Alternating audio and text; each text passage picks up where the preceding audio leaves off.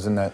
I'm older, but I'm the same writer, you know. I mean, I feel very proud of that book. And I think one of the great things about the time having passed is that now people can read the Satanic Verses as a novel, you know, instead of as some kind of hot potato. As it was intended to be. Yeah, and so now some people like it, some people don't like it, but that's the ordinary life of a book, you know, and it's finally able to have that. Is there any fear at all because now that you're going to relive that and reprint some of that stuff? No, I think we have to stop thinking. That's pussy thinking. Yeah. You know, you have to, Nice. you have to not 20 years ago, the world was awash with reports about Salman Rushdie's book, The Satanic Verses, for which he received the usual Mohammedan Muslim response to any criticism or investigation of Mohammedan Islam, a fatwa, that is a religious decision to have him assassinated. Was there and is there a record of these verses in Mohammedan Islam? Mohammedan Islam, basing its monotheism on that of the Israelites and their Torah, strongly opposes idolatry, polytheism, and associating anything or anyone with God. This contrasts sharply with the contention by Muhammad's Arab contemporaries who believe that Allah had associates. Some of these associates are mentioned in the Quran.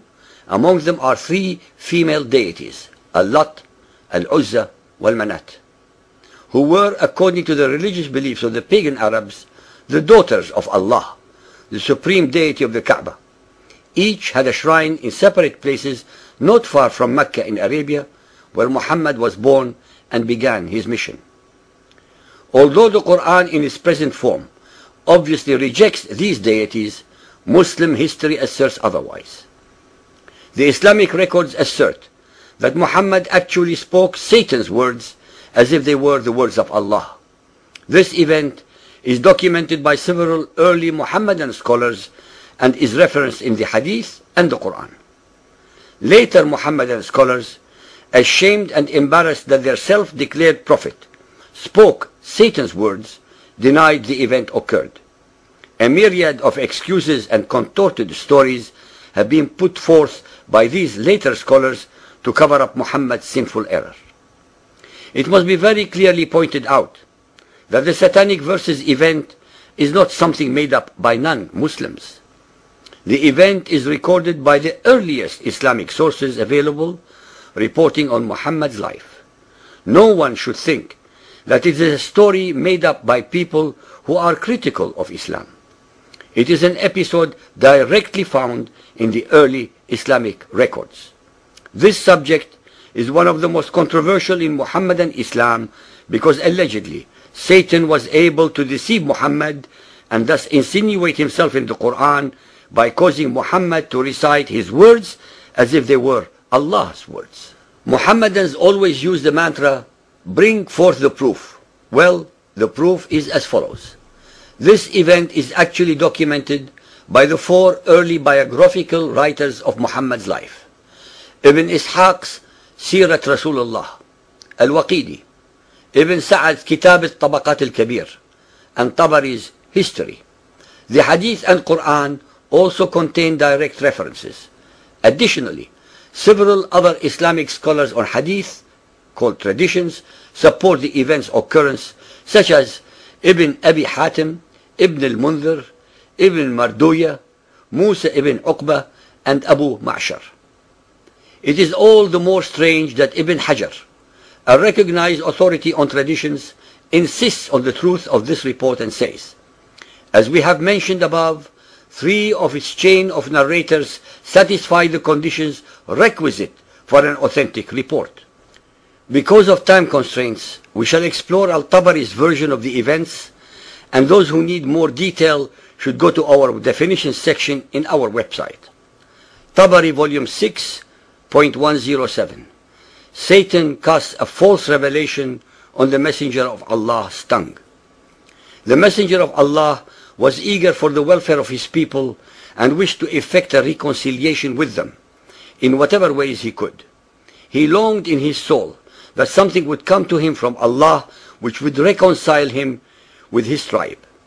With his love for his tribe and his eagerness for their welfare, it would have delighted him if some of the difficulties which they made for him could have been smoothed out. And he debated with himself and fervently desired such an outcome. Then Allah revealed, chapter 53, verse 19. Have ye thought upon Al-Lat and Al-Uzza, and Manat the third the other? At this very moment, Satan allegedly cast on his tongue, because of his inner debates and what he desired to bring to his people, the words, these are the exalted Gharaniq, whose intercession is to be hoped for. When the Quraysh heard this, they rejoiced and were happy and delighted at the way in which he spoke of their gods, and they listened to him, while the Muslims, having complete trust in their Prophet in respect of the messages which he brought from Allah, did not suspect him of error, illusion, or mistake. When he came to the prostration, having completed the surah, he prostrated himself, and the Muslims did likewise, following their Prophet, trusting in the message which he had brought and following his example. Those polytheists of the Quraysh and others who were in the mosque likewise prostrated themselves because of the reference to their gods which they had heard, so that there was no one in the mosque, believer or unbeliever, who did not prostrate himself. The Quraysh left delighted by the mention of their gods which they had heard, saying, Muhammad has mentioned our gods in the most favorable way possible, stating in his recitation that they are the high-flying cranes, Gharaniq, and that their intercession is received with approval. It is very important to point out here and now that Muhammad and his Muslim followers were prostrating themselves and praying in a purely pagan mosque, a house of idolatry, since they were surrounded by the rock gods of the Quraysh. Muhammad should not have done so at all as an alleged monotheist. This only shows that he was always willing to compromise his beliefs until such time as he could overcome or destroy all those who did not believe as he did, as in fact he eventually achieved. Then Gabriel came to the Messenger of Allah and said, Muhammad, what have you done? You have recited to the people that which I did not bring to you from Allah, and you have said that which was not said to you. Then the Messenger of Allah was much grieved and feared Allah greatly. But Allah sent down a revelation to him, for he was merciful to him, consoling him, and making the matter light for him, informing him that there had never been a prophet or a messenger before him, who desired as he desired, and wished as he wished, but that Satan had cast words into his recitation, as he had cast words on Muhammad's tongue. Then Allah cancelled what Satan had thus cast, and established his verses by telling him that he was like other prophets and messengers, and replaced the offending satanic verses with, What, for you the male sex and for him the female?